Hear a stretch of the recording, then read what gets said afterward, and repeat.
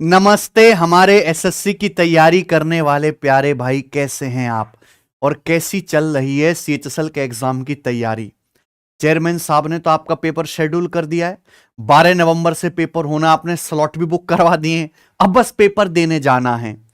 Exam के इस आखिरी समय में हम जो भी पेपर होने वाला होता है उसके प्रैक्टिस सेट सॉल्व कराते हैं। बहुत बढ़िया रिलेवेंट क्वेश्चन मैं आपको करवाता हूं। ऐसे हम सीएचएसएल वाले बच्चों के लिए एग्जाम पेपर सॉल्व करा रहे हैं। एक मैं करवा चुका हूं, आज हम दूसरा एग्जाम पेपर सॉल्व करेंगे। इसमें एसएससी रेलवे के जितने भी लेटेस्ट पेपर हुए हैं उन सब के बढ़िया बढ़िया क्वेश्चंस जो अभी दोबारा रिपीट होंगे बच्चों, जो आपके सीएचएसएल के एग्जाम में आने के पूरे चांसेस हैं, वो सारे सॉल्व करवाऊंगा। अर्थमेटिक के सवाल भी होंगे, एडवांस के सवाल भी होंगे। तो पेशेंस के साथ वीडियो को पॉज करके आप एक एक क्वेश्चन बनाने की कोशिश करिए। मैं ऐसे समझाऊंगा कि केवल सवाल सॉल्व नहीं कराऊंगा, उस सवाल के पीछे की थ्योरी, उसका फॉर्मूला, उसका शॉर्टकट, उसका कॉन्सेप्ट, वो भी साथ साथ बताऊंगा। और आप जरा से भी सीएचएसएल एग्जाम को लेकर सीरियस हैं तो ये सवाल आपको 100% लगाने ही पड़ेंगे। ठीक है, इसी चैनल पर आप जाएंगे प्यारे प्यारे भाई, तो ये एग्जाम पेपर 1 मैंने सॉल्व कराया है। ठीक है, हमने अपने ऑफिस टूर की भी एक वीडियो डाली है, जो हमारे सिलेक्शन वे का नया ऑफिस है, जाके देखिएगा, आपको काफी अच्छा लगेगा। अच्छा, प्रीवियस सर के क्वेश्चंस आप मॉक टेस्ट, प्रीवियस सर के क्वेश्चंस के आप मॉक टेस्ट हमारी एप्लीकेशन टेस्ट रैंकिंग से फ्री में लगा सकते हैं। हमने 5 साल के अपलोड ऐसे ही कर रखे हैं। सीएचएसएल का आपका पेपर है, देखो प्रीवियस सर के 146 टेस्ट हैं। मान लो आप फुल लेंथ नहीं लगाना चाहते, 1 घंटा होता है, तो आप छोटे छोटे ना सेक्शनल टेस्ट भी लगा सकते हो। आप जनरल अवेयरनेस के भी 146 टेस्ट हैं, रीजनिंग के भी हैं। यहाँ पे टाइमर के साथ है ना, 20-20 मिनट के टाइमर के साथ आपके टेस्ट बने हुए हैं। आप सेक्शनल टेस्ट लगाइए, पर टेस्ट लगाइए, वो एग्जाम के आखिरी समय में जो जितने टेस्ट लगाएगा वही एग्जाम में बढ़िया परफॉर्म करेगा। ठीक है बच्चों, तो मैं कम समय में आपको ज्यादा बेहतरीन सवाल कराऊंगा और पूरे सिलेबस का अच्छे से रिवीजन करवा दूंगा गणित के। आइए भाई हमारे साथ शुरू करते हैं पहले सवाल से। In a triangle the length of sides are 8 unit, 13 unit and x unit. How many possible integer values are there for x। देखो, एक त्रिभुज की 2 भुजाएं 8 और 13 है, तीसरी भुजा x आपको नहीं पता, तो पूछा है x के कितने इंटीजर वैल्यू पॉसिबल हैं। ठीक है बच्चों, तो देखो इसका डायरेक्ट शॉर्टकट होता है, 2 साइड तो आपको दी गई है, इनमें छोटी कौन सी है, जो 2 साइड आपको दी गई है उनमें छोटी साइड है 8। एक्स के कितने मान पॉसिबल है, या तीसरी भुजा के कितने मान पॉसिबल है, या ये पूछा जाए कुल कितने ट्राइंगल बन सकते हैं, तो डायरेक्ट शॉर्टकट है 2 इंटू स्मॉलेस्ट साइड -1, यानी कि 2 अट्ठे 16 -1 15। तो x के 15 मान पॉसिबल है इंटीजर, तो इस सवाल का आंसर है ऑप्शन नंबर ए। ये शॉर्टकट है, ये आप ध्यान रखिएगा। हां, अगर आपसे x की रेंज पूछा जाए तो x की रेंज क्या होगी मेरे भाई, इन दोनों के डिफरेंस 13 - 8 5 से बड़ी, इन दोनों के सम 13 + 8 यानी कि 21 से छोटी। इनके बीच में इंटीजर वैल्यू आप निकालोगे 15 ही आएंगी। ठीक है, 6 से लेके 20 तक। ओके, आगे आ जाते हैं। देखो, हमारा सिलेक्शन बैच 2.2 आ चुका है। मान लो इस बार आप बढ़िया तैयारी नहीं है कॉन्फिडेंस, तो 2026 में जो आप अपना अटेम्प्ट दो, वो पूरी मेहनत के साथ अच्छे से पढ़ के, एक एक सब्जेक्ट पे कमांड बना के, हर एक कॉन्सेप्ट को समझ के पीवाईक्यू की प्रैक्टिस करके देना। और उसके लिए आप हमारे साथ इस बैच में जुड़ के पढ़ाई कर सकते हो। 7-8 महीने में पूरा रेडी हो जाएगा, है ना। आप एकदम हर सब्जेक्ट में धुरंधर बन जाएंगे। 2 साल इस बैच की वैलिडिटी है। ठीक है, एडमिशन इसके हमने शुरू करवा दिए। हम पूरा गणित पढ़ाएंगे, अमन सर आपकी इंग्लिश पढ़ाएंगे। सिलेक्शन वे एप्लीकेशन पर पहला सिलेक्शन बैच था हमारा, ये दूसरा है 2.0। ठीक है बच्चों, आ जाइए सवाल नंबर 2। ये सीजीएल 2022 के पेपर का है। बनाओ, x बराबर क्या है, यदि x बराबर 8 + 3√7, x 0 से बड़ा पॉजिटिव है, जो दिख भी रहा है, तो आपसे पूछा है √x -1/√x की वैल्यू क्या होगी। देखो, बहुत से बच्चे क्या करेंगे, x का मान दिया, ये x का मान यहां पे रखेंगे, सॉल्व करेंगे। वो बेस्ट तरीका नहीं है। इस तरह के सवालों को सॉल्व करने का बेस्ट तरीका आपको निकालना क्या है, √x -1/√x। आप इसकी वैल्यू डायरेक्ट मत निकालो, आप इसका स्क्वायर निकालो। भाई a - b का स्क्वायर क्या होता है, a² + b² - 2ab, यानी कि √x का स्क्वायर x + 1/√x का स्क्वायर 1/x -2ab। तो इन दोनों की गुणा करेंगे, रूट एक्स कट जाएगा, माइनस ये आ गया। एक्स की वैल्यू 8 प्लस 3√7 है। तो बच्चों मुझे ये बताओ कि 1/x क्या आएगा। भाई इसका रेसिप्रोकल करना पड़ेगा, यानी कि 1/8 प्लस 3√7। और आप जानते हैं कि 8 इनके स्क्वायर का डिफरेंस क्या है 1। 8 का स्क्वायर 64, 3√7 का स्क्वायर 9 सत्ते 63।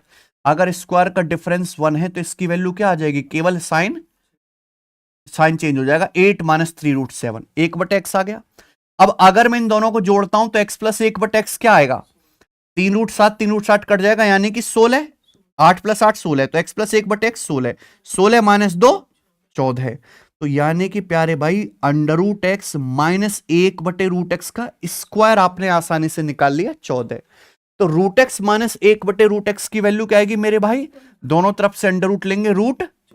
ये सवाल का आंसर है, ये है इसका बेस्ट तरीका करने का। आगे बात समझ में, ऐसे करना है। सवाल number 3, an article is marked at 800। एक आर्टिकल का अंकित मूल्य 800 है। A shop owner allows a discount of 12% and still gain 8%। एक शॉप ओनर 12% डिस्काउंट देता है, फिर भी 8% लाभ कमाता है। अप्रोक्सीमेट कॉस्ट प्राइस क्या है आर्टिकल का। बड़ा बेसिक सवाल है भाई। अगर किसी सवाल में डिस्काउंट प्रॉफिट परसेंटेज दे रखा है तो सीपी से एमपी का रेशियो तो आप आसानी से निकाल सकते इस फॉर्मूले से, 100 minus D upon 100 plus P. अगर डिस्काउंट प्रॉफिट परसेंटेज दिया हुआ है, आपने डिस्काउंट कितना दिया 12%, तो 100 माइनस 12 88। लाभ कितना हुआ 8%, तो 100 प्लस 8 100। किससे कट गया, 4 से कटेगा, 22/27। कोई दिक्कत। सीपीएमपी का रेशियो अगर जो मर्जी आपसे पूछ ले। वस्तु का अंकित मूल्य कितना है, वस्तु का अंकित मूल्य है 800 रुपए, यानी कि 27 यूनिट की वैल्यू 800 रुपए है। ठीक है ना भाई, ये सीपी से एमपी का रेशियो है। तो आपसे क्या पूछा यहां पे, क्रिय मूल्य 22 यूनिट की वैल्यू पूछी है। और ये जो आंसर है एग्जैक्ट नहीं है मेरे प्यारे भी, क्या है ये एप्रोक्स हैं।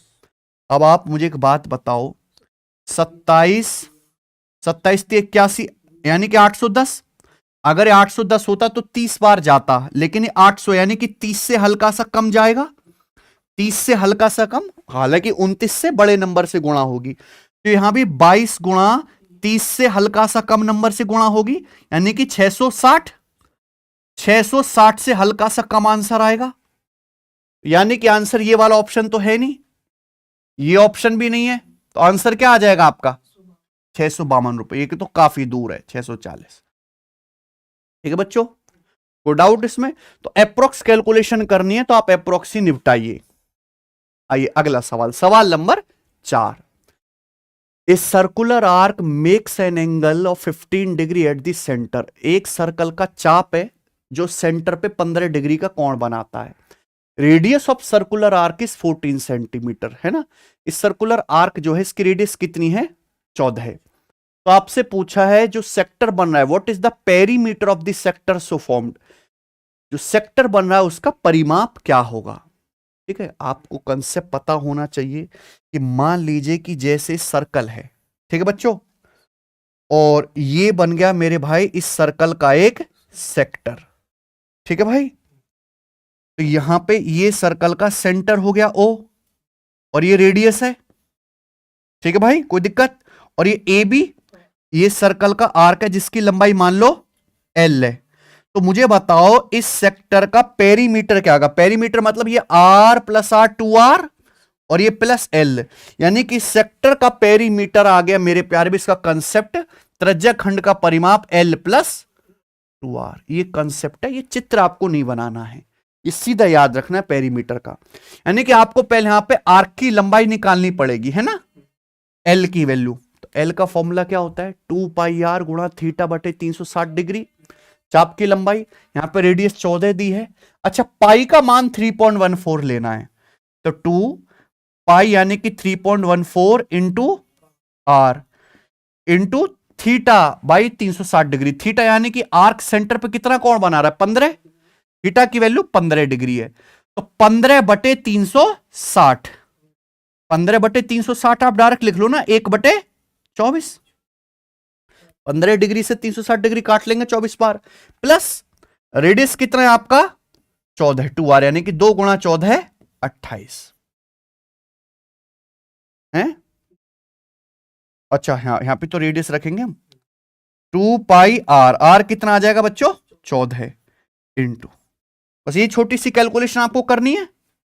तो 14 दूनी 28, 4 से काट लेंगे ये 7 बार, और ये 4 से 6 बार, ठीक है भाई। 6 से 3.14 भी काट लेते हैं, 6 पंजे 30, और ये 6 दूनी 12 है, तो 0.52 का 7 गुना कितना आ जाएगा अप्रोक्स 350 और 14 3.64, 3.64 प्लस 28 यानी कि 31.64 सेंटीमीटर के करीब आएगा। 31.64 के करीब आने की ऑप्शन नंबर डी, डी वाला सही हो गया।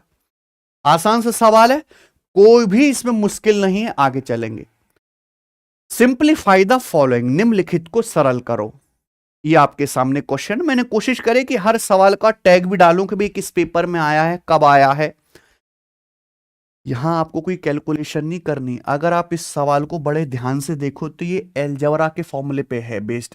762 गुणा 762 गुणा 762 3 बार गुणा है, प्लस 316 गुणा 316 गुणा 316 है। तो अगर आप इसको ध्यान से देखोगे तो ऐसा सवाल है ना, a cube plus b cube बटे a square minus a b plus b square, और ये तो अलजेब्रा का फॉर्मूला डिवाइड करने पर क्या आता है बच्चों ए प्लस बी। बस यहां फर्क ये है भैया, ए की जगह क्या लिख दिया 762 और बी की जगह क्या लिख दिया 316। तो a cube plus b cube को अगर आप a square minus a b plus b square से डिवाइड करेंगे तो डिवाइड करने पर ए प्लस बी आएगा, यानी कि 762 प्लस 316, तो आ जाएगा मेरे भाई 1078। इस सवाल का बिल्कुल करेक्ट आंसर है, ऑप्शन नंबर यहां से डी सही है। आगे आ जाते हैं, सवाल नंबर है 6, ये बताइएगा। A merchant marked an article such that its price was 25% above its cost price. एक व्यापारी ने आर्टिकल का अंकित मूल्य इस प्रकार रखा है कि अंकित मूल्य क्रय मूल्य से कितना ज्यादा है 25% ज्यादा है। उसने खरीदार को 10% और 20% की दो लगातार छूट दी, ठीक है, और इससे उसे क्या हुआ 400 रुपए का लॉस हुआ। तो वस्तु का अंकित मूल्य मार्क प्राइस क्या था, वस्तु का अंकित मूल्य पूछा है। देखिए भाई, आप इस सवाल को रेशियो से भी बना सकते हो और डाटा बहुत ईजी है 100 मान के भी बना सकते हो, दोनों रास्ते बढ़िया। कौन से बता दो, 100 मान के बता दे। मान लो जैसे कि वस्तु का कॉस्ट प्राइस कितना है 100 है, ठीक है, तो सवाल में बोला गया व्यापारी ने वस्तु का अंकित मूल्य क्रय मूल्य से कितना अधिक रखा है 25%। 100 से 25% ज्यादा कितना हो गया 125। लेकिन जब व्यापारी सामान को बेचता है तो मार्क प्राइस पे पहले 10% डिस्काउंट देता है, फिर अगर वस्तु का अंकित मूल्य है 125, इस पे 10% डिस्काउंट दोगे, 10% का मतलब 1/10, 1/10 डिस्काउंट दोगे कितने में बेचोगे 9/10 में मल्टीप्लाई, फिर कितना 20% डिस्काउंट दोगे 1/5, 1/5 डिस्काउंट दोगे तो बेचोगे कितने 4/, ठीक है जी। तो 25 पंजे और ये 2, तो कितना आ जाएगा मेरे भाई यहां पे सेलिंग प्राइस आपका 90 आ गया। मैं कह सकता हूं कि वस्तु का क्रय मूल्य कितना है 100, वस्तु का सीपी 100 है, 100 का सामान अल्टीमेटली बिका कितने में, तो कितने का लॉस हुआ। अगर 100 के सीपी का सामान 90 बिका 10 का लॉस हो, जबकि सवाल तो कह रहा है लॉस हुआ कितने का है 400 रुपए का, तो 10 की वैल्यू 400 रुपए यानी कि कितना 40 गुना। तो पूछा अंकित मूल्य, अंकित मूल्य यानी कि मार्क प्राइस, तो मार्क प्राइस 125 की वैल्यू भी 40 गुना आएगी यानी कि 5000 रुपए। तो वस्तु का मार्क प्राइस बड़ा आसानी से निकल गया 5000 रुपीज। ये रेशियो से भी हो जाएगा, ऑप्शन नंबर ए सही है। आगे आ जाते हैं। 2 equal circle pass through each other centre, दो समान वृत्त एक दूसरे के केंद्र से गुजरते हैं। अगर ईच सर्कल की रेडियस 13 सेंटीमीटर है तो उनकी कॉमन कॉर्ड उभयनिष्ठ जीवा की लंबाई कितनी होगी। यह सर्कल का एक डायरेक्ट कंसेप्ट है।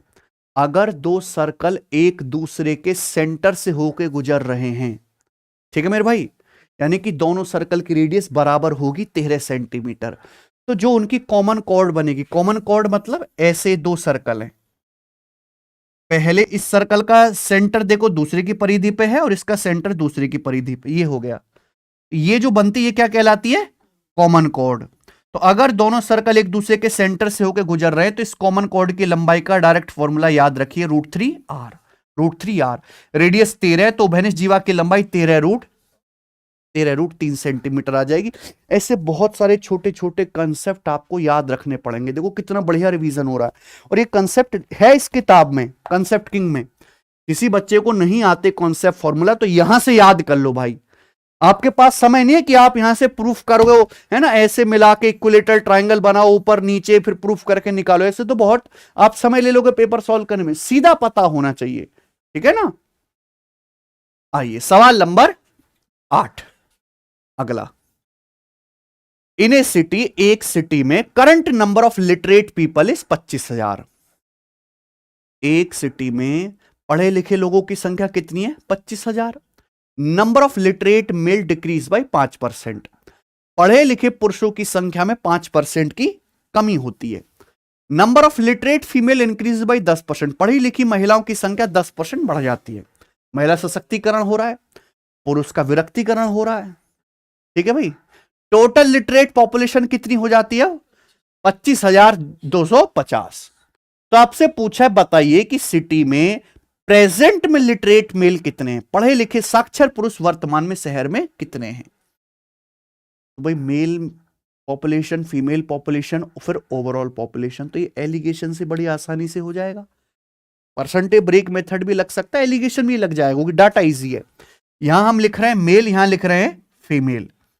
अब एक शहर में पढ़े लिखे मेरे प्यार में मेल की पॉपुलेशन कितनी कम हो गई, 5% है भाई।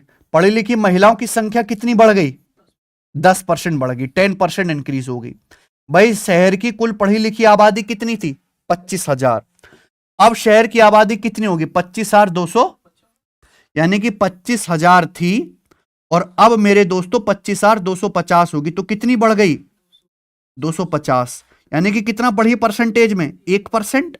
25,000 का 1% है 250, यानी कि ओवरऑल शहर की पढ़ी लिखी आबादी मेल प्लस फीमेल कितनी इंक्रीज हुई, 1%। मेल 5% घटे, फीमेल पढ़ी लिखी फीमेल 10% बढ़ी, ओवरऑल पढ़ी लिखी पॉपुलेशन मेल प्लस फीमेल 1% बढ़ी। लगा दो एलिगेशन, 10 में से 1 घटेंगे क्या आएगा, 9, और 1 में से -5 घटेंगे कितना आ जाएगा, 6। किससे कट गया भैया, 3 से, 3:2। तो क्या आ गया, ये इस सिटी में मेल और फीमेल, लिटरेट मेल और लिटरेट फीमेल की प्रेजेंट पॉपुलेशन का रेशियो आ गया 3:2। यानी कि टोटल कितने लोग हैं, और 5 के लोग टोटल सिटी में कितने लोग हैं प्रेजेंट में, 25,000 नहीं 25,000 ना करंट नंबर, 5 के लोग 25,000 कितने गुना, 5,000 गुना। तो आपसे पूछा है साक्षर पुरुष यानी कि मेल पॉपुलेशन कितने लिटरेट, तो 3 की वैल्यू भी 5,000 गुना आएगी, यानी कि 15,000। तो इस सवाल का आंसर है 15,000, ऑप्शन नंबर। आसान सवाल है एकदम।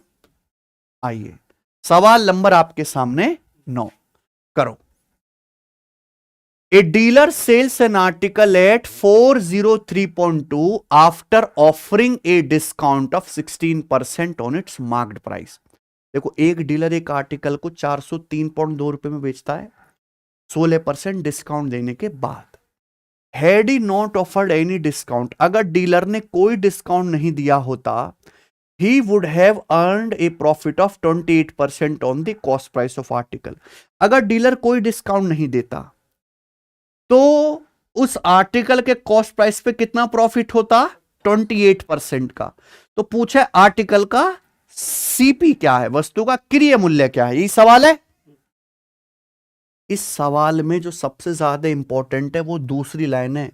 आप बताओ अगर आप किसी सामान पे कोई डिस्काउंट नहीं दे रहे हो, इसका मतलब जो सामान का मार्क प्राइस से अंकित मूल्य उसी पर बेचोगे, और मार्क प्राइस पर बेचने से आपको कितना प्रॉफिट हो रहा है, 28%। इसका मतलब वस्तु का जो मार्क प्राइस है वो कॉस्ट प्राइस से कितना ज्यादा होगा, 28%।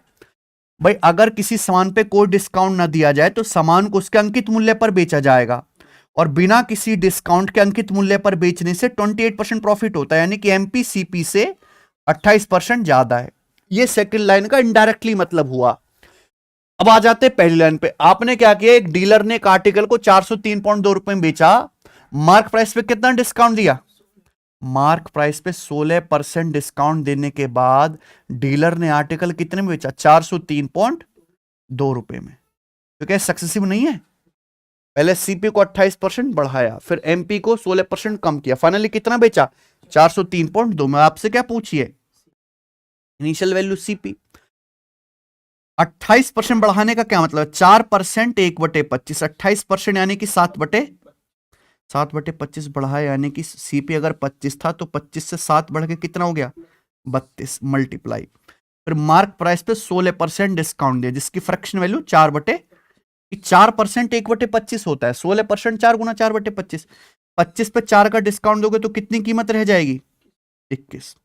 ये इनिशियल वैल्यू और फाइनल वैल्यू का रेशियो हो गया। फाइनली सामान बिका कितने में? 32 गुना 21 में, और बिका कितने में? 403 पॉइंट। ठीक भैया, तो किसी से भी काट लो। 32 एकम 8 3, 32 दूनी 64, तो बचा कितना? 19। 192, 32 छिक्का 192, 12.6।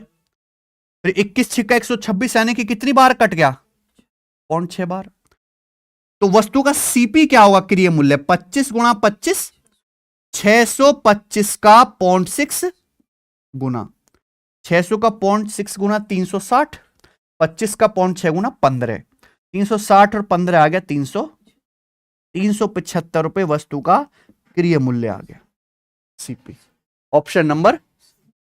बढ़िया सवाल है, ठीक है ना? तो आपको रेशियो मेथड से सवाल, कितना भी कैलकुलेटिव सवाल आए, फटाक से निपट जाएगा। आ जाइए अगला सवाल लेते हैं, सवाल number 10। In an election between two candidates, 80% of voters cast their vote, out of which 53 votes were declared invalid. भाई दो कैंडिडेट के बीच चुनाव हुआ, 80% लोगों ने वोट डाला, अब उसमें से 53 वोट जो हैं वो इनवैलिड हैं, खराब कर दी इलेक्शन कमीशन ने। मेरे भाई आजकल तो वोट चोरी का मुद्दा भी बहुत बड़ा है। ठीक है। Winner got 48% of all the voter in the list. जीतने वाले को, सभी वोटर्स है लिस्ट में, वोटिंग लिस्ट में जितने वोटर्स का नाम है, विनर को उसमें से कितने वोट मिले? 48% वोट मिले, और वो 1013 वोटों से जीता। तो बताइए वोटिंग लिस्ट में कितने वोटर्स हैं? बताओ वोटिंग लिस्ट में कुल कितने वोटर्स हैं, ये आपसे पूछा है। सूची में मतदाताओं की संख्या मैंने मान ली मेरे प्यार भी कितना है? 100%। इस सवाल का ऐसा तरीका बताऊंगा कि आपका दिल गार्डन गार्डन हो जाएगा। बेस्ट तरीका भाई, टोटल बराबर होना चाहिए। टोटल जितने वोट डाले गए उन्हीं में से जीतने वाले को मिलेंगे, उसी में से हारेंगे, उसी में से वोट इनवैलिड होंगे। अगर टोटल वोटर 100% है तो 100% में से कितने लोगों ने वोट डाला? 80% लोगों ने वोट डाला है। ठीक है, 80% लोगों ने वोट डाला, इसमें से 53 वोट क्या हैं? इनवैलिड है। जीतने वाले को कितना मिला है? सभी वोटर का 48%। अगर 100% वोटिंग लिस्ट में वोटर है तो जीतने वाले को कितना मिला? 48%। और वो 1013 वोटों से जीता, यानी कि हारने वाले को कितना मिला होगा? जीतने वाले से 1013 कम। अगर जीतने वाले को 48% वोट मिला है और वो 1013 वोटों से जीता, तो हारने वाले को कितना मिला होगा? 48% वोटों से 1013 कम वोट मिला होगा। ये इनवैलिड वोट है, ये जीतने वाले के वोट है, ये हारने वाले के वोट है। आ गया सचिन समझ में?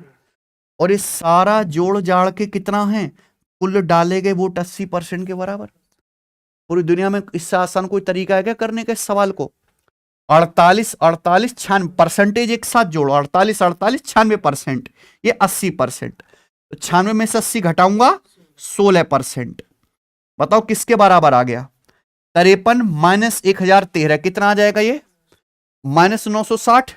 इधर आ जाएगा लेफ्ट साइड में ये 960। ठीक है भाई, 16% के लिए 960, तो 1% के लिए 16 छिक्कम 60। तो आपसे पूछा कुल वोटर्स कितने? 100% 2 जीरो चुपका दो, यानी कि इस सवाल का आंसर है ए ऑप्शन 6000। बताइए, मस्त है। कुछ भी आपको करने की जरूरत नहीं है, बेस्ट तरीका in the world. What the slope of line 2x plus 3y बराबर 6, बता रहे हैं सवाल। रेखा 2x प्लस 3y बराबर 6 का ढलान क्या है? तो भाई किसी भी लाइन का अगर स्लोप आपको निकालना है तो उसका कंसेप्ट है -a/b, माइनस एक्स का कोफिशिएंट 2 बटे y का कोफिशिएंट यानी कि 3, यानी कि -2/3। याद रखिए line ax plus B Y बराबर c दे रखे तो उसका स्लोप -a/b, माइनस एक्स का कोफिशिएंट बटे y का कोफिशिएंट। आ जाइए सवाल नंबर 12। एक मिठाई की दुकान का मालिक एक थोक विक्रेता से 8 डिब्बों की कीमत पर 10 डिब्बे मिठाई खरीदता है। यदि वह प्रत्येक डिब्बे को उसके अंकित मूल्य पर 2% छूट पर बेचता है तो लाभ प्रतिशत क्या है? अच्छा सवाल है, बहुत सारे सवाल लेटेस्ट आए हैं एसएससी में ऐसे। देखो, एक मिठाई की शॉप का जो मालिक है वो खुद मिठाई नहीं बनाता घर में वो क्या करता है, एक होलसेलर से खरीद के ले आता है, और जब खरीद के लाता है तो 10 डिब्बे खरीदता है वो 8 बॉक्स के प्राइस पर। यानी कि होलसेलर से ये जो है मिठाई की दुकान का मालिक 10 डिब्बे खरीद लेता है 8 डिब्बों के मार्क प्राइस पर। ठीक है ना, क्लियर है? मिठाई की दुकान के मालिक ने क्या किया भैया, 10 डिब्बे खरीद लिए 8 डिब्बों के एमआरपी पर। तो यहां से सीपी से एमपी का रेशियो क्या आ गया, एक डिब्बे के सीपी और उसके एमपी का रेशियो कितना आ गया भैया, उधर चला जाएगा 10, 8/10 यानी कि 4 रेशियो। ठीक है, यानी कि बेसिकली ये एक डिब्बे पर क्या है, मार्क प्राइस हो गया ना, मार्कअप हो गया होगा इस रेशियो में। अब क्या करता है, हर डिब्बे को उसके अंकित मूल्य पर 2% डिस्काउंट देता। लाभ क्या होगा, देखो लाभ जो होता है प्यारे बच्चों, आप यहां से सक्सेसिव का फॉर्मूला भी लगा सकते हो, रेशियो भी लगा सकते हो, दोनों रास्ते बढ़िया हैं। ठीक है बच्चे, आप ऐसे भी देख सकते हो कि सीपी 4 है, मार्क प्राइस 5 है, यानी कि मार्कअप कितना है 25%। डिब्बे का, मिठाई के डब्बे का जो मार्क प्राइस है इसके कॉस्ट प्राइस से कितना ज्यादा है, 25%। 25% मार्कअप है, फिर अंकित मूल्य पर कितना डिस्काउंट दिया, प्रॉफिट कितना हुआ इन दोनों का सक्सेसिव 25 - 2 -25 गुणा 2/100। और यहां पर आप आगे रेशियो मेथड भी लगा सकते थे, दोनों ही मेथड सबसे बढ़िया है, 100 मान के भी कर सकते थे। तो 25 - 2 23, 23 में से आप क्या घटाओगे 0.5, क्या आ जाएगा लाभ आपका 22.5%। कोई दिक्कत, 22.5%। ऑप्शन नंबर यहां से सही है ना सचिन? आगे चलते हैं। Dheeraj goes to his school from his house at a speed of 3.8 kilometre per our.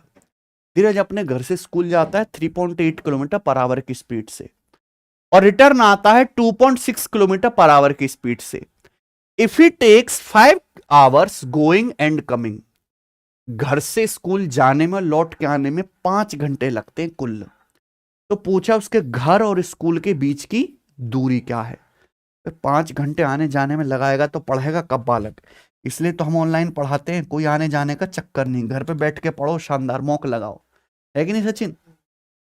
मान लो एक लड़का अपने घर से स्कूल जाता है S1 की स्पीड से, ठीक है, फिर लौट के आता है S2 की स्पीड से, और जर्नी में आने जाने का अगर टोटल टाइम दिया हुआ है T, ठीक है, तो ये आप डिस्टेंस आसानी से निकाल सकते हो, डिस्टेंस। ठीक है भाई, ये डिस्टेंस आप आसानी से निकाल सकते हो, इसका डायरेक्ट कंसेप्ट है, शॉर्टकट है, रेशियो भी लग जाएगा। पर मेरे भाई मुझे ये तरीका ही ज्यादा है, आपका समय बचाएगा। S1 S2 बटे S1 plus S2 into T, यानी कि टोटल टाइम, आने जाने का टोटल टाइम, केवल आपको यहां पे वैल्यू रखनी है। मैंने पूरा कंसेप्ट आपको बता दिया। गया कितने की स्पीड से 3.8, आया 2.6 की स्पीड से, नीचे दोनों को जोड़ो तो 5 और 1.6.4 इंटू टी, टोटल टाइम कितना लगा 5 घंटे। तो सीधा आंसर किस में आएगा, किलोमीटर पर आवर में, क्योंकि स्पीड किलोमीटर पर आवर में, टाइम आवर में है। ठीक है, चलो अब बताइए, ये देखो दशमलव तो कट ही जाएगा, ये 2 से ये भी कटेगा, 2 से ये भी कटेगा, तो काट लेते हैं मेरे भाई। 1.9 और 13, और ये कितना आ जाएगा, ऊपर 4 से काट ले तो ये कट जाएगा आपका 16 बार। ठीक है भाई, और बताओ। देखो यहां पे आंसर जो है काफी दूर दूर है, तो मैं अप्रोक्स कैलकुलेशन कर सकता हूं। एक काम करते हैं, डेसिमल यहां से हटाइए, यहां पे लगा लो 1.3 में, कोई डाउट तो नहीं है इसमें। ठीक है, ये 19 को अगर आप 16 से डिवाइड कर दे तो क्या आ जाएगा, 1+3/16, 16 कम 16 3, 19, और मल्टीप्लाई 5 की 1.3 में गुणा, यानी कि 6 पॉइंट। ये आपकी कैलकुलेशन आसान करने का तरीका है कि पूरी मल्टीप्लाई मत करो, 19 को 16 से भाग कर लो, 1+3/16, 1.3 गुणा 5, 6.5। तो जो भी आंसर आएगा 6.5 से तो बड़ा ही आएगा, यानी कि आंसर नहीं है। ठीक है भाई, कि आप इसको आगे कैलकुलेशन करोगे तो 6.5 की पहले क्या होगी, 1 में गुणा, 6.5 प्लस 6.5 की 3 में गुणा, यानी कि 19.5/16, ये आ जाएगा। अब 16 से अगर काटोगे तो 16 कम 16 और 3 5, 16 दूनी 32, यानी कि अप्रोक्स 7.7 तो आएगा। तो ऑप्शन नंबर डी करेक्ट है। ठीक है ना, तो आपको थोड़ा सा दिमाग लगा के कैलकुलेशन करनी है, हालांकि मुश्किल नहीं है। सवाल नंबर 14, a+b बराबर 8 है, a³ + b³ 296 है, तो a की पावर 4 + b की पावर 4 का मान क्या होगा। बहुत शानदार सवाल है, ABCD 4 ऑप्शन दिए हुए हैं, बताइए। अलजेब्रा का देखो, a की पावर 4 + b की पावर 4 का फॉर्मूला सबको याद होना चाहिए। a की पावर 4 + b की पावर 4 आएगा a² + b² का whole square minus twice of a² b², twice of a² b², यानी कि ट्वाइस ऑफ ab का होल स्क्वायर। ये फॉर्मूला है, a की पावर 4 + b की पावर 4 बराबर a² + b² का whole square minus twice of ab का होल स्क्वायर। ना तो मुझे ab पता है, ना मुझे a² + b² पता है, तो दोनों निकालना पड़ेगा। तो ये सवाल तो बहुत लेंदी है। ठीक है भाई, अब आपको a³ + b³ दिया है 296, a³ + b³ का क्या फॉर्मूला है, a³ + b³ का फॉर्मूला है a + b 8 into a + b का होल स्क्वायर माइनस 3ab, ये फॉर्मूला है। a³ + b³ बराबर a + b, जिसकी जगह मैंने क्या रख दिया 8 इंटू a + b का होल स्क्वायर माइनस 3ab, बराबर क्या आ गया 296। अपन लोग 8 से काटते हैं, तो 8 दिया 24 और 8 सत्ते 56, 8 का स्क्वायर 64, 37 इधर आएगा, 64 में से 37 घटाएंगे तो 27, 27 बराबर 3ab, तो 3 नाम 27, ab का मान क्या आएगा बेसिकली यहां से 9, तो ab की वैल्यू तो मैंने यहां से 9 निकाल ली। कोई डाउट, देखो ये 9 एकम 9 भी करें तो 9 + 1 10 होगा, 8 नहीं होगा, यानी यहां पे कोई ab की इंटीजर वैल्यू सेट नहीं हो रही। ठीक है, तो आपको बनाना ही पड़ेगा कि भाई हिट एंड ट्रायल से a और b की वैल्यू भी नहीं निकल रही, ऐसी संख्या जिनकी गुणा करके 9 जोड़ के 8 आए, कोई इंटीजर वैल्यू तो है नहीं ऐसी। फिर आप अब क्या निकाल लो, a² प्लस, तो a² + b² कैसे आएगा मेरे भाई, ये बताओ। सवाल में a + b है, a b है तो आ जाएगा a² + b², a + b का होल स्क्वायर माइनस 2ab। ये जितने भी फॉर्मूले हैं मैंने आपको समझाने के लिए लिखे हैं, पेपर में सब दिमाग में होगा, पेपर में तो बस कैलकुलेशन के स्टेप होंगे। a + b 8 है, 8 का स्क्वायर 64, a b आपका 9 है, 9 दूनी तो 64 माइनस 18 कितना आ जाएगा 46। ठीक है भाई, a² + b² 46 आ गया, वैल्यू यहां रख दो, 46 का स्क्वायर माइनस ट्वाइस ऑफ क्या बच्चों, ए बी आपका 9 का स्क्वायर, तो 46 का स्क्वायर क्या होता है मेरे भाई 2116, 2116 और 81 दूरी 162, तो एंड में कितना आएगा 4 आएगा, और 211 माइनस 16 कितना आ जाएगा मेरे भाई 195, यानी कि 1954 आंसर है, यही है ना ऑप्शन नंबर।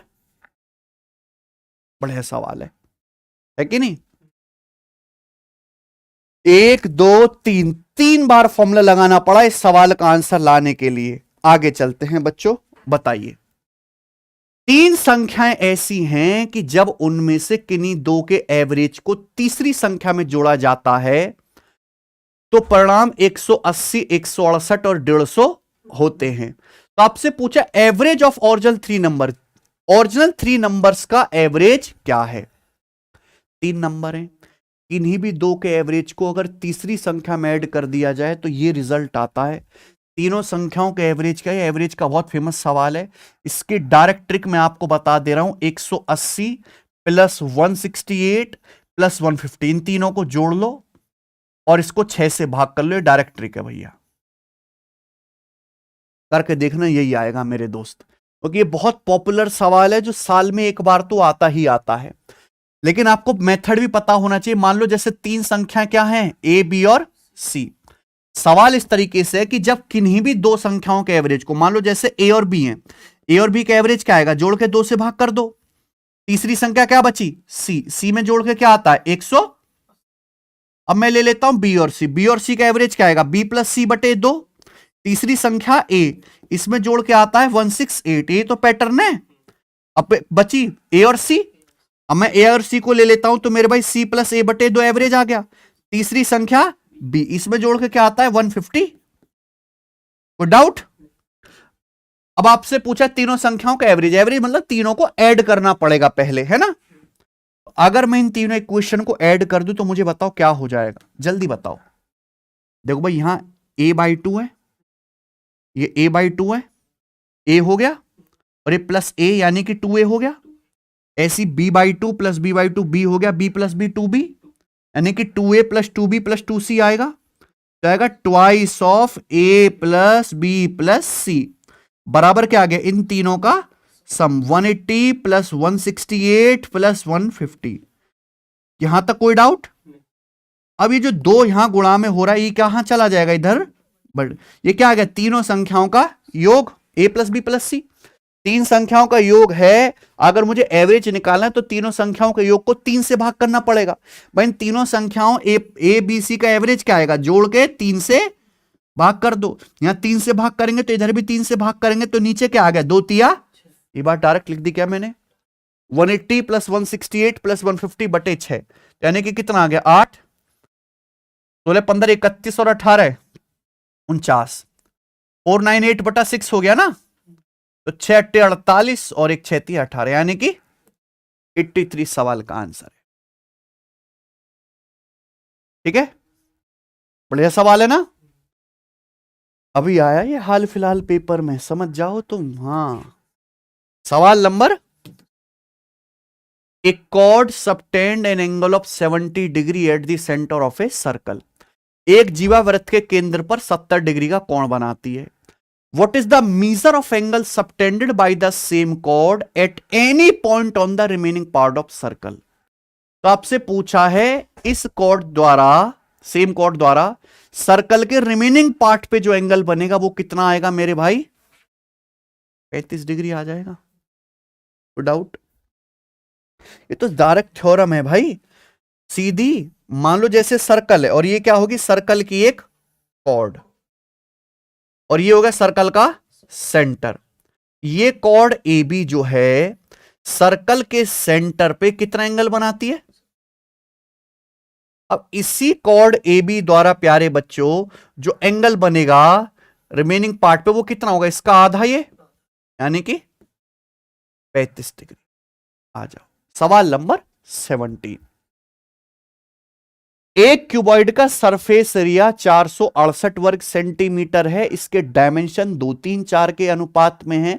आपसे पूछा इस घनाभ का वॉल्यूम क्या होगा। घनाभ आप समझते हैं, डब्बा, ठीक है ना, आयताकार बॉक्स। अब घनाभ का आयतन आपको निकालना। आयतन क्या होता है, लंबाई गुणा चौड़ाई गुणा ऊंचाई, LBH।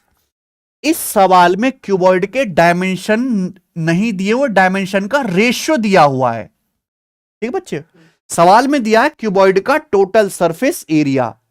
तो बच्चे क्या करेंगे, माना लंबाई 2x, चौड़ाई 3x, हाइट 4x है ना, x लेके ना पहले x की वैल्यू निकालेंगे। नहीं करना है, अगर कभी भी डायमेंशन का रेशियो दिया हो तो रेशियो में ही कैलकुलेशन करो। एक और तरीका मैं आपके सामने खोलता हूं। भाई क्यूबॉइड का वॉल्यूम क्या होता है, LBH। ये रेशियो दिया है तो रेशियो के हिसाब से क्या आ जाएगा वॉल्यूम, 2 तिया 6 चौक, वॉल्यूम आ जाएगा 24। आंसर वैसे 24 का मल्टीपल होना चाहिए। सवाल में क्या दिया है, क्यूबॉइड का टोटल सरफेस एरिया, घनाभ का। तो टोटल सरफेस एरिया का फॉर्मूला क्या आता है, twice of LB plus BH plus HL। यानी कि ट्वाइस ऑफ एल बी, यानी कि 2 तिया 6 प्लस बी एच 3 चौक 12 plus H L. H L मतलब 4 दूनी 8, तो 12 8 बीच है 26 दूनी 52। तो रेशियो के हिसाब से सरफेस एरिया कितना आएगा, जबकि सवाल के according surface area, total surface area कितना 468 सेंटीमीटर। बताइए कितने गुना है, 9 गुना, 450 प्लस 18 468 यानी कि 9 गुना। अब आप एक बात बताइए, एरिया सेंटीमीटर स्क्वायर में नापते, एरिया कितने गुना हो रहा है, डायमेंशन, डायमेंशन यानी कि विमाएं, लंबाई चौड़ाई ऊंचाई किस में नापते हैं, सेंटीमीटर में, तो डायमेंशन कितने गुना होंगी मेरे प्यारे भाई, 3 गुना, क्योंकि पावर 1 है। वॉल्यूम किस में नापते हैं, सेंटीमीटर क्यूब में, तो वॉल्यूम कितने गुना होगा मेरे भाई, 3 का क्यूब 27 गुना। तो ये वॉल्यूम है रेशियो के हिसाब से 24, लेकिन एक्चुअल आपका जो वॉल्यूम होगा वो क्या होगा इसका 27 गुना। 540 प्लस 108 यानी कि 648 सेंटीमीटर क्यूब इस सवाल का आंसर आ जाएगा, क्यूबॉइड का वॉल्यूम। ये तरीका है ऑप्शन नंबर बी। ठीक है बच्चों, आगे चलते, मजा आ रहा है ना भाई। सवाल number 18, university library is in the ratio 8:5:9 है। इंग्लिश में थोड़ा सवाल कट गया। एक यूनिवर्सिटी की लाइब्रेरी में गणित, भौतिकी और रसायन विज्ञान की पुस्तकों की संख्या 8:5:9 के अनुपात में है। ठीक है भाई, ये होगा लाइन में ना, एक यूनिवर्सिटी की लाइब्रेरी में मैथ की बुक है, फिजिक्स की और केमिस्ट्री की, उनका रेशियो 8:5:9 है। There is a proposal to increase these books by 10, 5 and 5% respectively. What will be the ratio of number of books after increment. Increment के बाद बुक्स की संख्या का अनुपात क्या होगा, रद्दल सवाल एकदम, कोई दिक्कत नहीं है। एक लाइब्रेरी में मैथ, फिजिक्स, केमिस्ट्री की बुक की संख्या का रेशियो कितना है, 8:5:9। अब इसमें ये कितनी बढ़ गई, मैथ किताब 10% बढ़ गई, 100 को 10% बढ़ाओगे तो कितना हो जाएगा 100, और ये फिजिक्स की 5% बढ़ाओगे कितना हो जाएगा 105%, केमिस्ट्री की 5% बढ़ाओगे कितना हो जाएगा 105% गुना। ठीक है भाई, यानी कि अब जो ये यूनिवर्सिटी की लाइब्रेरी में बुक्स की संख्या का रेशियो यही होगा। और इसमें कुछ है नहीं प्यारे दोस्त, ये तो 5 से ही कट गया है ना, 22 बार, ये 21 बार और ये 21 बार, तो 22 अट्ठे 176, 21 पंजे 105, 21 निम्मा 189। हालांकि ऑप्शन से भी कर सकते हैं, है ना। अगर आप यहाँ पे मैथ की बुक 10% बढ़ाओगे, 10% बढ़ाने का मतलब 110% हो जाएगा, 110% यानी कि 11, 11, तो 11 तो ये मल्टीपल नहीं है, 11 तो ये नहीं है, 11 तो ये नहीं है, ये 11 का मल्टीपल, ये आंसर हो जाना चाहिए। ऑप्शन से भी सवाल उड़ा सकते हैं, बहुत इजी क्वेश्चन है ये। सवाल नंबर 19, एक चोर और एक पुलिस अधिकारी 500 मीटर की दूरी पर हैं। अच्छा, अगर वे एक ही दिशा में दौड़ते हैं तो पुलिस अधिकारी चोर को 10 मिनट में पकड़ लेता है। सेम डायरेक्शन में दौड़ते हैं तो पुलिस चोर को 10 मिनट में पकड़ लेगी। अगर वे एक दूसरे की ओर दौड़ते हैं तो 2 मिनट में मिलते हैं। चोर की गति मीटर पर मिनट कितनी है, यानी कि मुझे यूनिट नहीं बदलनी पड़ेगी, डिस्टेंस मीटर में है और टाइम मिनट में, स्पीड भी मीटर पर मिनट में ही पूछी है। देखो ध्यान से सुनिएगा, सवाल में कुछ भी दम नहीं है। ये रहा पुलिस और ये रहा चोर, इनके बीच की दूरी है 500 मीटर। अब आप मुझे ये एक बात बताइए, अगर वो सेम डायरेक्शन में दौड़ते हैं, सेम डायरेक्शन में ऐसे, तो पुलिस चोर को पकड़ लेती है, यानी कि पुलिस की स्पीड ज्यादा होगी तभी तो पकड़ पाएगी। तो सेम डायरेक्शन में रिलेटिव स्पीड क्या आएगी, पुलिस की स्पीड माइनस चोर की speed, S1 minus S2। 500 metre की डिस्टेंस कितने मिनट में पकड़ लिया पुलिस ने चोर को, 10 मिनट में, ये आ जाएगी 500/10 यानी कि 50। ये रिलेटिव स्पीड आ गई।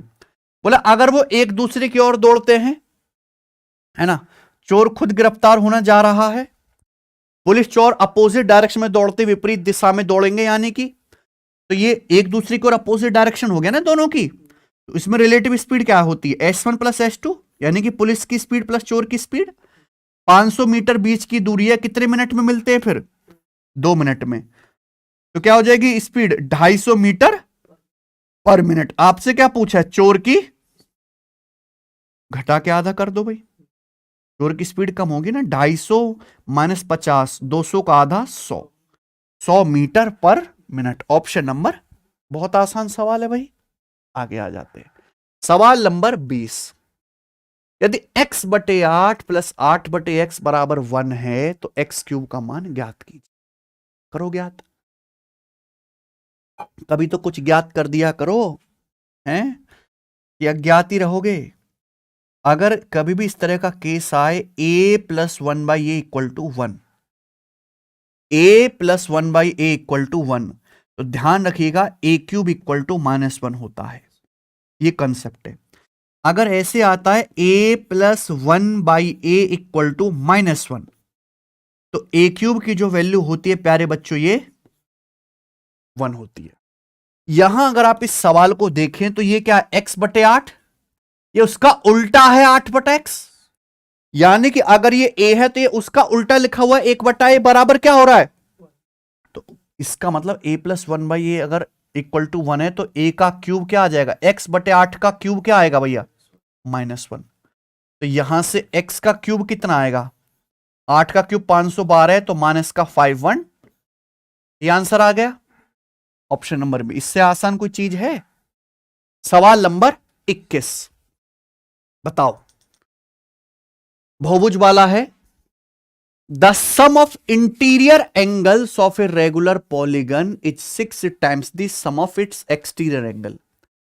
एक रेगुलर पॉलीगन एक सम बहुभुज है, सम बहुभुज के आंतरिक कोणों का योग उसके बाह्य कोणों के योग का 6 गुना है। तो आपसे पूछा है इस पॉलीगन में डायगोनल कितने हैं।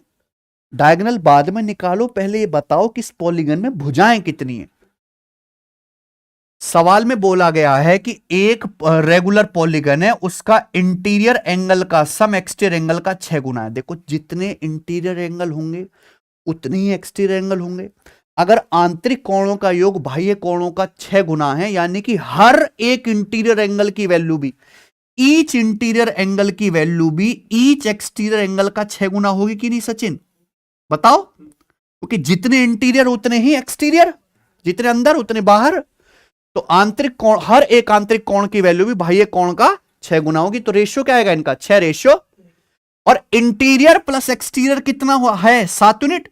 और जबकि किसी भी रेगुलर पॉलीगन में इंटीरियर और एक्सटीरियर एंगल का सम कितना होता है, 180 डिग्री। तो 7 यूनिट के लिए 180 डिग्री है, तो एक एक्सटीरियर एंगल कितना आ जाएगा, 180 डिग्री बटे 7। ये रेगुलर पॉलीगन के प्रत्येक बाह्य कोण की वैल्यू आ गई। और आप जानते किसी भी रेगुलर पॉलीगन का अगर एक्सटीरियर एंगल पता है तो उसमें भुजाओं की संख्या क्या आएगी, 360 डिग्री बटा ई। ठीक है भाई। तो यहां पे एक्सटीरियर एंगल की वैल्यू आप रख दीजिए, कितना आ जाएगा, 180 डिग्री बटे 7। मुझे नहीं लगता कोई डाउट है। तो 180 दूनी 360, 7 ऊपर चला जाएगा, 7 दूनी। रेगुलर पॉलीगन में भुजाओं की संख्या आ गई। इतना भी सवाल बन सकता है पेपर में, रेलवे वाले यहीं पे खुश हो जाते हैं। पूछा बहुभुज में विकर्णों की संख्या। अगर किसी भी बहुभुज में n भुजाएं तो उसमें डायगोनल कितने होंगे, n इंटू एन माइनस 3 बटे 2, n इंटू एन माइनस 3 बटे 2। n की वैल्यू क्या है, 14। तो 14 गुणा 14 माइनस 3, 11 बटे 2। तो 2 से आपका 14 7 बार जाएगा, 7 गुणा 11, 77 इसमें डायगोनल्स है। अच्छा सवाल है, बढ़िया सॉल्यूशन है। मैं बिल्कुल एकदम आपको क्रिस्प करा रहा हूं, क्रिस्प सॉल्यूशन। आ जाइए, सवाल नंबर है, बनाओ। सर्कल का सवाल है।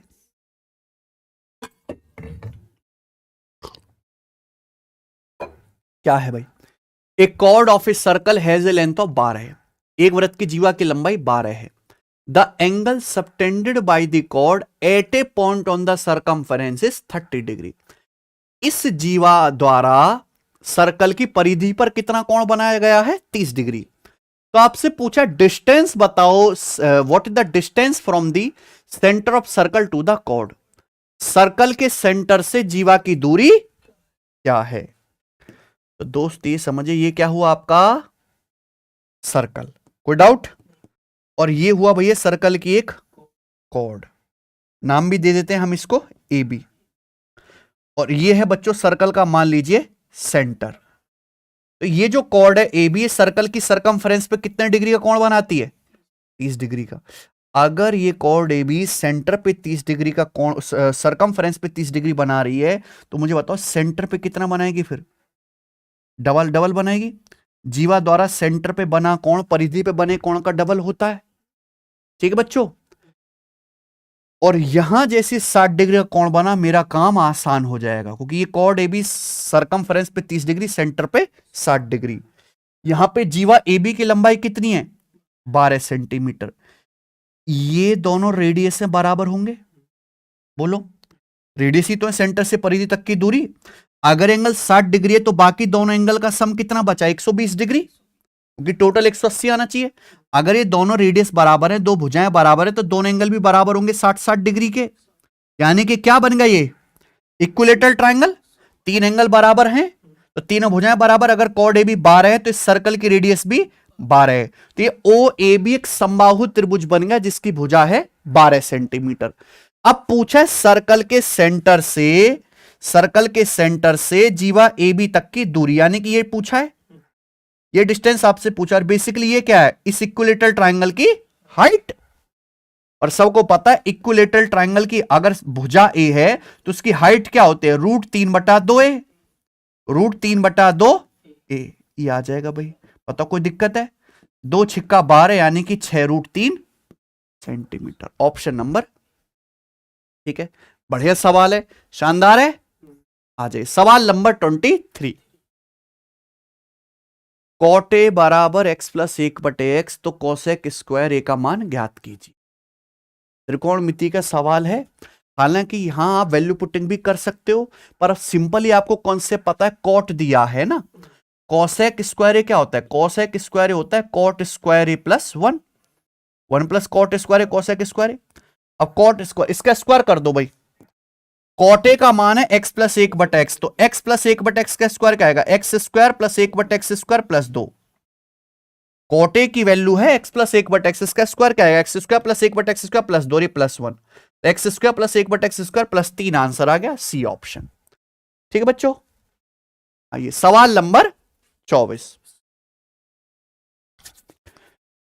इन a triangle with vertices P XY Q 5-1 R 2 6, the centroid is at G 4,2. What are the coordinate of vertex P?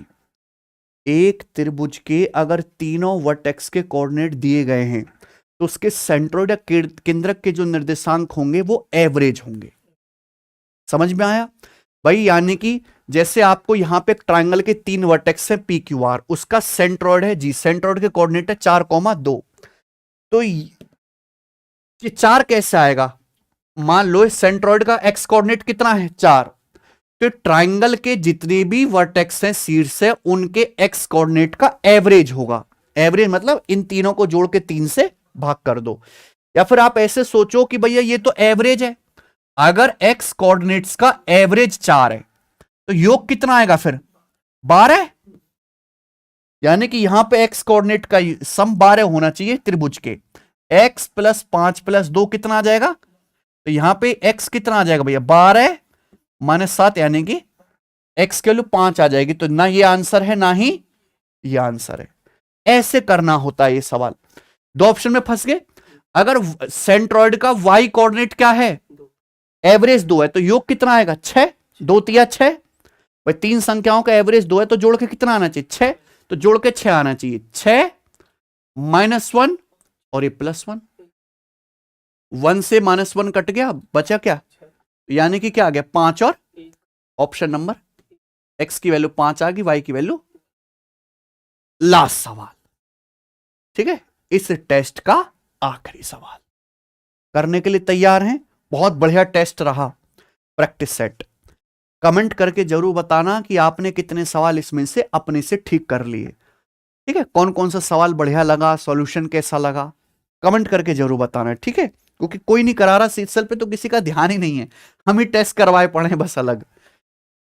Vidya lent 6,000 rupee to Kavya for 3 year at rate of 4% per annum compound interest. ठीक है, विद्या ने काव्या को 4% ब्याज की दर से 3 साल के लिए 6,000 रुपए उधार दिए। 3 साल बाद विद्या को मिलने वाली राशि की गणना करें। यानी कि अमाउंट आपसे पूछा है। देखो, विद्या ने काव्य को बुलाया, काव्य इधर आ, ये ले 6,000 रुपये, ब्याज लूंगी तेरे से 4% पर एनम, 3 साल बाद मुझे लौटा देना। तो 3 साल बाद विद्या को कितना पैसा मिलेगा?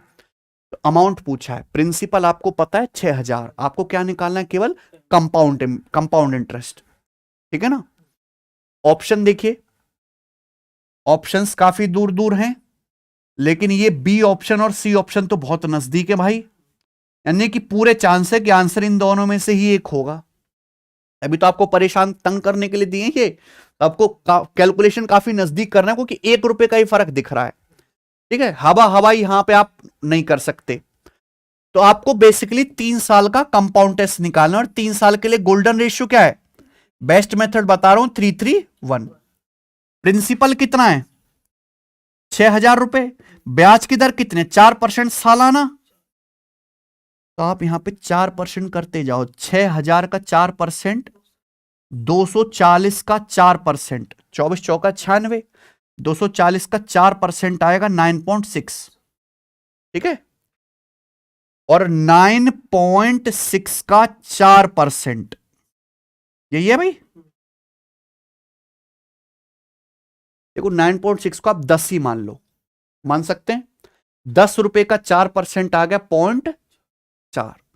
कि मैंने यहां पे बहुत थोड़ा सा फर्क है, यहां तो फिर भी 1 रुपए का फर्क है, मैंने तो 0.1 का भी फर्क नहीं किया यहां पे। समझ में आ गई नहीं? तो यहां पे 10 का 4% कितना आ जाएगा? 0.4। कोई दिक्कत? चलो, अब इनकी मल्टीप्लाई करके आप ऐड कर देंगे। कोई डाउट? 240 का 3 गुना 720, 9.6 का 3 गुना 28.8, और ये आपका 0.4।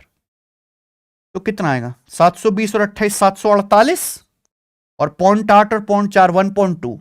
748 में 1.2 जोड़ेंगे तो कितना आएगा? 749.2 रुपए। 749.2 रुपए आ जाएगा। कोई डाउट है? आपसे पूछा अमाउंट क्या होगा, अमाउंट ही तो आपसे पूछा है। अमाउंट होता है principal plus compound interest CI। तो यानी कि 3 साल बाद विद्या को कितना पैसा मिलेगा? 6,000 तो प्रिंसिपल मिलेगा ही मिलेगा, 749.2 रुपए ब्याज ऐड कर दीजिए, तो 6,749 पॉइंट समथिंग आएगा। तो ऑप्शन नंबर क्या आ गया? तो ऑप्शन ये, इससे बढ़िया तरीका नहीं कोई करने का इस सवाल का। बिल्कुल आपको करीब में ले जाएगा और कम से कम कैलकुलेशन में आंसर आएगा। ठीक है बच्चे, इसी के साथ ये टेस्ट समाप्त होता है। अगर आप 25 में से 20 सवाल कर पा रहे हैं तो आपकी तैयारी ठीक है। ठीक है, क्योंकि मैंने हर सवालों को बढ़िया स्टैंडर्ड लेवल का लिया है।